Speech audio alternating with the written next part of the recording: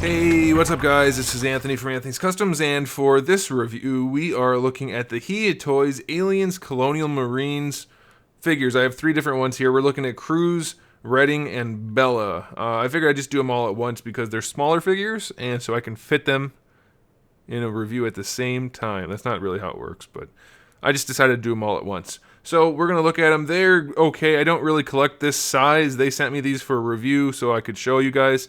I don't collect this scale. I'm not really into the Colonial Marine stuff at all. But there's some good stuff and some bad stuff about these, so I'll let you guys know what I think about them, and you can make your decision from there. So let's go ahead and get them off the stand and take a closer look. We're going to start with Cruz since he's the most unique of the bunch. He stands a whopping 10 centimeters tall, which makes him just about 4 inches. So he'll be in scale with like your Marvel Universe figures, I think. I don't know what else is in that scale, honestly. Are G.I. Joes this size? I thought they were a little bigger. I don't know. Anyway, that's the size. And so the paint job on these guys is both okay and not great. I'm only going to bother showing you his paint job for the overall stuff. I'll do specifics on each one, though. The camouflage is pretty good for being in this scale. They're very small figures, and it looks decent. It's just the QC is not the best. Like you can see on his arm right here, there's a fingerprint, and it doesn't come off. It's a gray fingerprint right there, so it's definitely a bummer. The faces are very cartoonish. I don't know if they're accurate at all because I have no idea what the source material is, so you guys can decide for yourself on that. But the smaller details are generally okay, like the names on the chests and the bullet belts and things like that. It's not terrible. It's okay. They definitely look good enough for this scale. I just wish the QC was a little bit higher. As far as this paint job, it's basically the exact same, although she has the wraps around her arm here, which are painted fairly nicely, so that's a good thing. The shading in the hair, definitely lacking a little bit, but all around it's about the same quality of paint job. No fingerprints on this one, though. And then lastly, we have this one, which is, again, basically the exact same paint job, except this one is supposed to have like a wrap or something on the wrist right there, and it's not painted. I don't know if they're all going to be like that or if it's just mine, which wouldn't surprise me at all, but it's otherwise it's about the same as all the other ones. The faces are just a little bit cartoonish, but they're not bad, I guess. If they're even remotely accurate at this size, I think that's probably okay. Now let's go ahead and talk about the accessories. They all come with their little display stand, which is like a metal grate with two little connector pieces to connect them to other ones. So they each get one of those. They do each get one of these kind of battle rifle things, which are sculpted really nicely and painted well enough. The Cruz comes with a backpack light thingy that pegs onto his back. Each of the ladies come with some kind of like flamethrower gun, and then they all do come with a pistol, which can fit in the holster that they all have on their hip.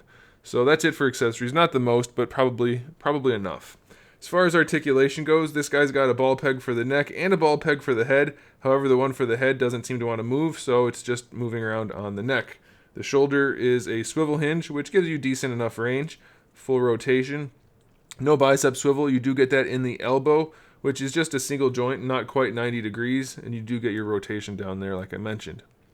The wrists have a swivel and a hinge, and this one's a horizontal hinge, this one's a vertical hinge. Neither of them want to work, unfortunately, so that's kind of a bummer. Waist twist is just a waist twist. I guess it could technically be a ball because there's some play in it, but it's so minimal it's kind of hard to say. The belt is connected on this guy, so that stuff's kind of in the way. The hips are on a ball peg, so you can bring them forward about that far.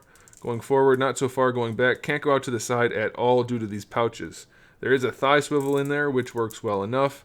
Double jointed knee on the regular leg, which is perfectly functional, not the best looking. And then for the ankle, we have a standard hinge, which is minimal range going forward and a little bit going back, and a little bit of an ankle rocker, like old school ankle rocker. So that's okay, I guess. For this guy, the thigh is the same, but then we also have this robot leg, which connects with a ball peg, which is kind of a nice feature, I guess. The knee part's fairly loose, though, so be careful about that. And then the hinge down here is okay. The foot material is rather soft plastic, so I don't know how well he's going to balance. But the hinge goes back pretty far. I guess it doesn't really. It just flexes. So the back only goes back a little bit, and it doesn't go very far forward. So minimal range there. Now, both of the ladies have the same articulation, so I'll just do one of them. Same issue with the neck. The neck works, but the head doesn't really want to work on top of it. Shoulder joint is functional enough, basically the same as on the guy. Full rotation. Elbows have slightly more range than on the male figure. Rotation's fine. Wrists have a swivel, and their hinges seem to work just fine for the wrist. This one's a horizontal. This one's a vertical. This one doesn't want to be vertical. There it goes. All right, so yeah, the wrists work okay on the ladies. Belt, or the waist, works a little bit better. You get a little bit more lean out of it, side to side, forward, back. Most of your rotations there, that's fine. Floating belt piece, hips are basically the exact same as on the guy. Less range though, less range. They don't go as far forward. They don't go back. They only go about 45 degrees out to the side. You do get a thigh swivel in there. Double jointed knee is functional. Again, not the best looking, but it is there. And then for the ankles, we really just have a hinge. I think maybe there's an ankle rocker in there, but it doesn't really have enough room to move. So minimal range forward, minimal range going back. So yeah, ultimately, guys, these figures are, I guess, probably good enough. Like I said, I'm not into this scale because you can't get the kind of detail and paint jobs that you generally want to have.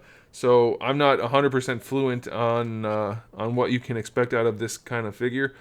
These look like they're probably good enough, but the QC needs to be better. Otherwise, I think they're okay.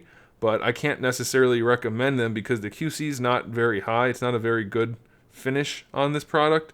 The Marine figures that they're releasing just don't match up to the quality of the Alien figures that they're releasing. So that's kind of a bummer. They're not terrible, don't get me wrong, and maybe if you collect this size figure, you're going to be okay with it. That's perfectly fine. But for me, this isn't the kind of thing that I'm interested in. And so I'm going to say I don't really recommend it. Sorry, Hiya. I know you guys sent these to me, but I have to give my my full honest opinion on these things and as much factual information as I can. And to me, the facts are that the QC is just not good enough. The sculpts are not tight enough, and the paint is just not good enough, I guess, again. So yeah, I'm not going to recommend it, but I can understand why somebody would want to get these. So now you guys have the information you need to decide for yourself if you want to get them. So thanks for watching, guys. Give the video a thumbs up if you liked it. And if you haven't, you may want to subscribe to the channel because I do have new videos up just about every single day. We talk about action figures, movies, TV shows, video games, all kinds of fun stuff. So make sure you come back for that. And in the meantime, keep collecting.